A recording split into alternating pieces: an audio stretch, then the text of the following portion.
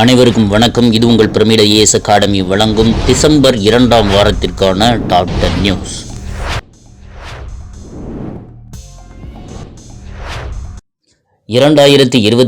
ஆண்டிற்கான தமிழுக்கான சாகித்ய அகாடமி திரு தேவி பாரதி அவர்களுக்கு நீர்வழி படுவோம் என்ற நாவலுக்காக வழங்கப்பட்டுள்ளது.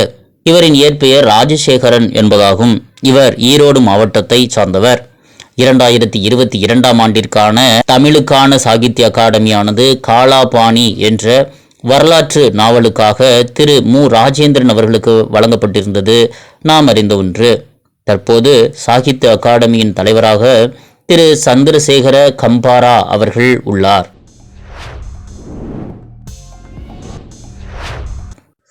சமீபத்தில் நடைபெற்ற 4 மாநில சட்டப்பேரவைத் தேர்தலில் மத்திய பிரதேசம், சத்தீஸ்கர், ராஜஸ்தான் போன்ற 3 மாநிலங்களில் பாஜகவும், தெலுங்கானாவில் காங்கிரசும் வெற்றி பெற்றது.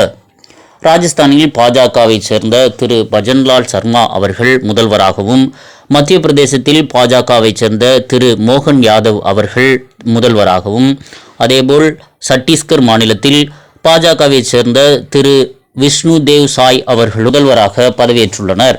அதேபோல் தெலுங்கானாவில் காங்கிரஸை சார்ந்த திரு ரேவந்த் ரெட்டி அவர்கள் முதல்வராக பதவியேற்றுள்ளார்கள்.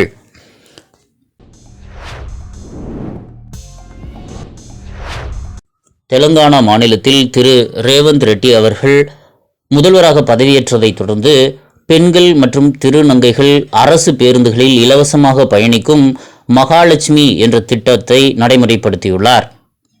ஏற்கனவே இதேபோல் தமிழகத்தில் நடைமுறையில் உள்ளது. கர்நாடகத்தில் இதேபோல் அரசு பேருந்துகளில் பெண்கள் இலவசமாக பயணிக்கும் திட்டமானது சக்தி திட்டம் என்ற பெயரில் நடைமுறையில் உள்ளதும் நாம் அறிந்த ஒன்று.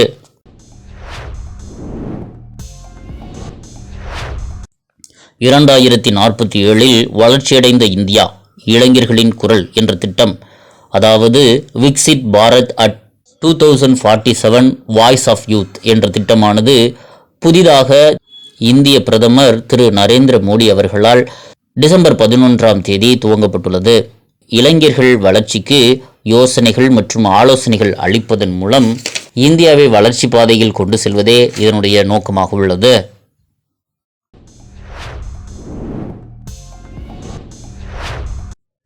உலகளாவிய செயற்கை நுண்ணறிவு AI ஆர்டிஃபிஷியல் இன்டெலிஜென்ஸ் சம்மிட் 2023 டெல்லியில் டிசம்பர் 12 முதல் 14 வரை நடைபெற்றது.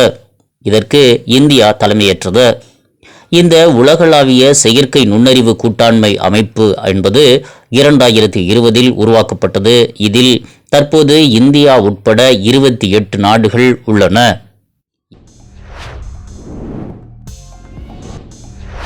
இந்தியாவின் முதல் முப்படை தலைமை தளபதியான பிபின் ராவத் அவர்கள் 2021 டிசம்பர் 8ஆம் தேதி குன்னூர் அருகே ஹெலிகாப்டர் விபத்தில் மரணமடைந்ததையொட்டி தற்போது நீலகிரி மாவட்டத்தில் உள்ள அதே குன்னூரில் உள்ள நஞ்சப்ப சத்திரம் என்ற இடத்தில் அவரின் பெயரில் நினைவு தூண் ஒன்று அமைக்கப்பட்டுள்ளது.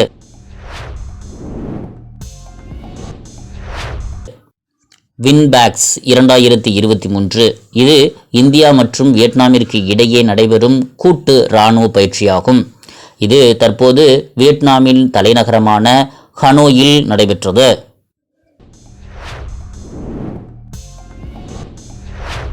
COP28 என்பது ஐநா நடத்தும் பருவநிலை பாதுகாப்பு மாநாடு, கிளைமேட் சேஞ்ச் கான்ஃபரன்ஸ் ஆகும். ஐநாவின் கட்டுப்பாட்டின் கீழ் உள்ள அனைத்து நாடுகளும் பங்கேற்றது. இது தற்போது ஐக்கிய அரபு அமீரத்தில் உள்ள துபாயில் நடைபெற்றது. உலகளாவிய அளவில் கரியமில வாயுவின் அளவை 42% குறைப்பதே இதன் நோக்கமாகும். இப்படி கரியமில வாயுவின் அளவை குறைத்து சிறப்பாக செயல்பட்ட நாடுகள் என்ற ஒரு பட்டியலை வெளியிட்டது. இதில் முதல் 3 இடங்களில் எந்த நாடும் இடம்பெறவில்லை. அதாவது அந்த அளவுக்கு சிறப்பாக எந்த நாடும் செயல்படவில்லை என்பதை இது குறிப்பிடுகிறது. 4ஆம் இடத்தில் டென்மார்க் என்ற நாடும், 7வது இடத்தில் இந்தியாவும் இடம்பெற்றுள்ளது.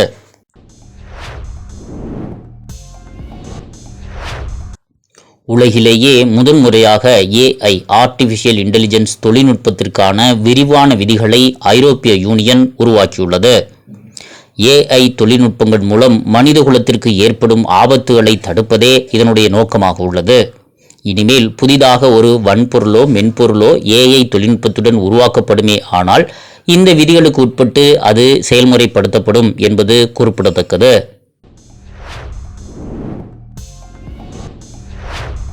இரண்டாயிரத்தி 23ஆம் ஆண்டிற்கான அமைதிக்கான நோபல் பரிசு ஈரானில் பெண்கள் மீதான ஒடுக்குமுறைக்கு எதிராகவும் ஜனநாயகத்தை வலியுறுத்தியும் போராடி வரும் மனித உரிமை ஆர்வலரான திருமதி நர்கீஸ் முகமதி அவர்களுக்கு அறிவிக்கப்பட்டுள்ளது. மீண்டும் அடுத்த வாரம் டாப் 10 நியூஸில் சந்திப்போம். நன்றி, வணக்கம்.